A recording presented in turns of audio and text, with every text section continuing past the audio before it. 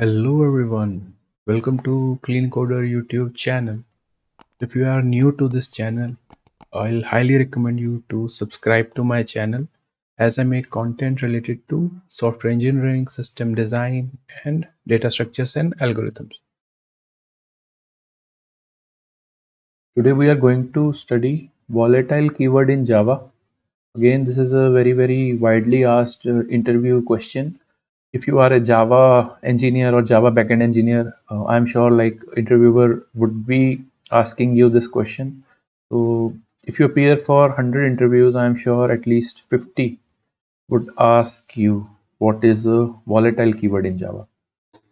So let's cover this up. What is volatile keyword in Java? So let's start from the volatile word itself. What does volatile mean?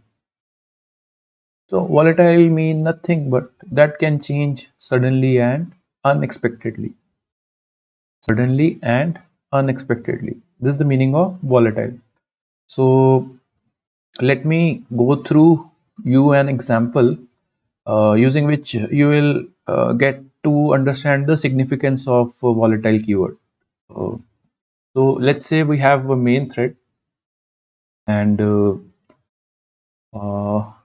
we are declaring two variables with their initial value as 1 and false. Okay, so at this point in time we are spawning a new thread t, and we are modifying these variables value. We are making num to 2 and we are making this bool to true. Okay, so you answer me simple question like if I would print, if I would add these print statements in both these this main thread and this thread t, what would be the output of these? So the answer to this is really tricky because there are some computer architecture also involved. When you spawn a new thread, it essentially executes on a separate core if they are available. So the cores have their own caches, and whether our write propagates to the main memory or not, it's not certain, right? So in short, we can say that, let's say our main thread is executing on core 1, so core 1 would have its own cache, L1 cache, L2 cache. Okay, similarly thread T would have its own cache, right? L1 cache and L2 cache. So there is also L3 cache, and then we finally have the main memory, which is shared between all the cores. So our write from the main thread or from the thread T, we can't be sure that whether it has been propagated till the RAM, it is deeply propagated till the RAM or not. So the answer or the output to this is really uncertain. So if the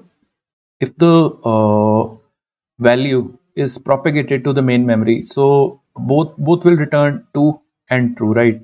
Both would return 2 and true. But like if the write of the second thread is not propagated, then both will return their own individual value. So the first one would return 1 false, and the second thread would return 2 and true, basically their own local modifications. So yeah, that's the trick here. So how does volatile keyword helps here? So if you mark both the variables as volatile, let's say you add a volatile keyword here and here, what will happen? So volatile keyword solves this problem. Like when the variables are marked as volatile, the writes are directly propagated to the main memory. So JVM doesn't apply any kind of its own optimizations, and the writes would be directly be residing in the main memory. So volatile guarantees us that the write, which is the most recent write, that would have its value as final.